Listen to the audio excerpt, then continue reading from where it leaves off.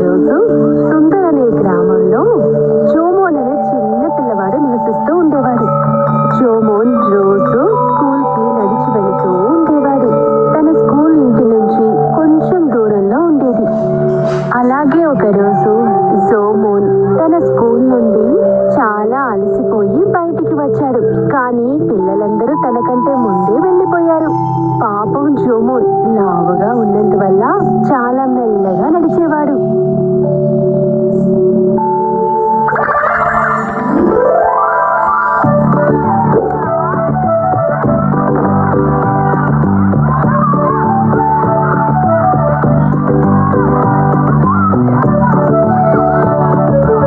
తను మెల్లమెల్లగా నడుస్తూ ఆ మామిడి చెట్టు దగ్గరికి వచ్చాడు. కొంతమంది పిల్లలు మామిడికాయలు కోయడం చూశాడు.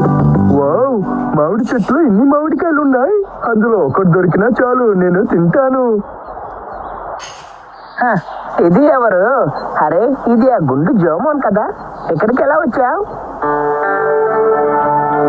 వీడు ఖచ్చితంగా చెట్టు పైకి ఎక్కలేడు. మిత్రులారా, మీరు నాకు ఒక మామిడికాయ ఇస్తారా? మీరందరూ ఇది విన్నారా మిత్రులారా? వీడికి మామిడికాయ కావాలంట. అలా నీకు మామిడికాయ కావాలంటే ఎక్కి తీసుకో.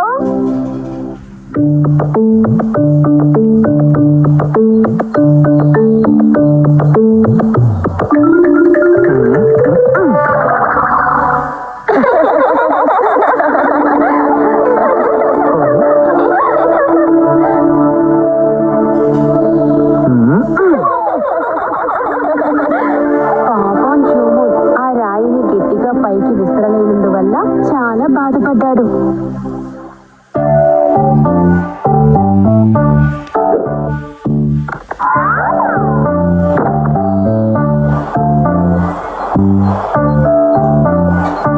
అందులో నాకు ఒకటి ఇస్తారా?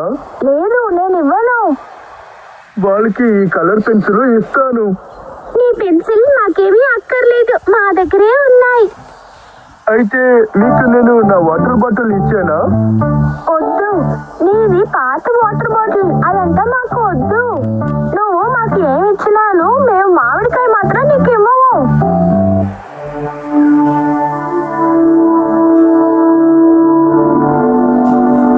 ఈ బండోడు పిరికివాడుగా ఉన్నా పాపంగా ఉన్నాడు. అదే సమయంలో ఒక కోతి పక్కనే ఉన్న చెట్టు మీద కూర్చొని ఇక్కడ జరిగేవన్నీ చూస్తూ వింటూ ఉంది. ఆ అబ్బాయి చాలా పాపం. అందరు కలిసి వాడిని చాలా ఇబ్బంది పెడుతున్నారు. నేను ఎలా వాడికి సాయం చేయాలి? ఓహా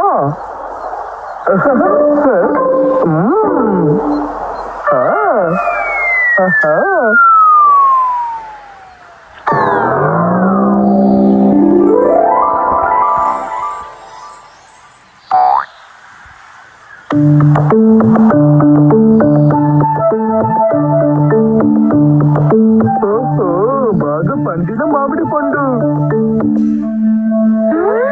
మన కంటికి కనబడుతుంది ఏంటి? మనం ఆ అబ్బాయిని అలా కిండల్ చేసి ఉండకూడదు. ఆహా, మన అబ్బాయికి మామిడికాయ ఇచ్చుంటే వాడు మన కోసం మామిడి పండులు ఇచ్చుంటాడు. ఇప్పుడు మనం వారి దగ్గర ఎలా అడగాలి?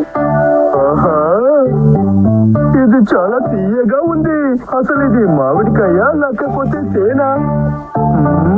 ఎందుకు అనుమానం? ఇది తప్పకుండా మామిడి పండే.